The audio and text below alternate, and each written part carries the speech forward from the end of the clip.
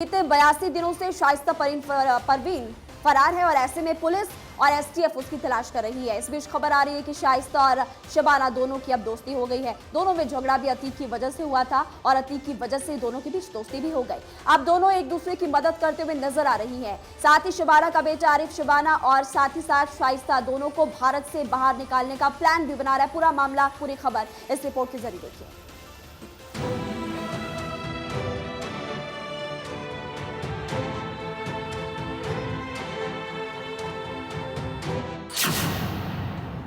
दिन से फरार शाइस्ता, रोज बदलती है रास्ता। पुलिस के लिए नई पहेली, ज्योति सौतन वो अब सहेली। भूलकर पुरानी हर बात, शाइस्ता और शबाना साथ।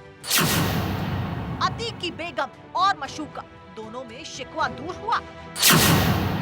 दुबई भागने का प्लान, आरिफ कर रहा है इंतजाम।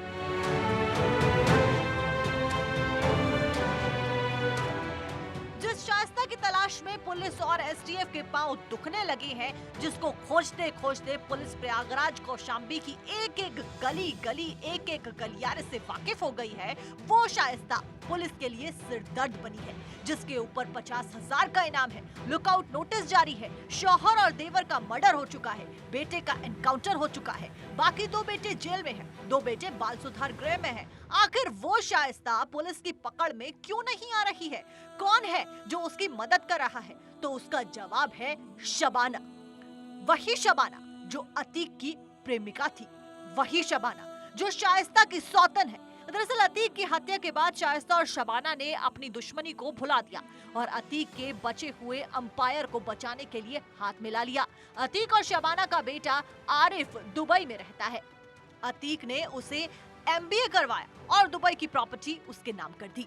इसी बात से अशरफ का साला सद्दाम भड़क गया था और उसने ही अशरफ को शबाना के बारे में बताया था। तो अब शबाना और शाइस्ता दोनों एक हो गई हैं। दोनों को भारत से दुबई लाने का इंतजाम शबाना का बेटा आरिफ कर रहा है, लेकिन लुकआउट नोटिस की वजह से दिक्कत हो सकती है।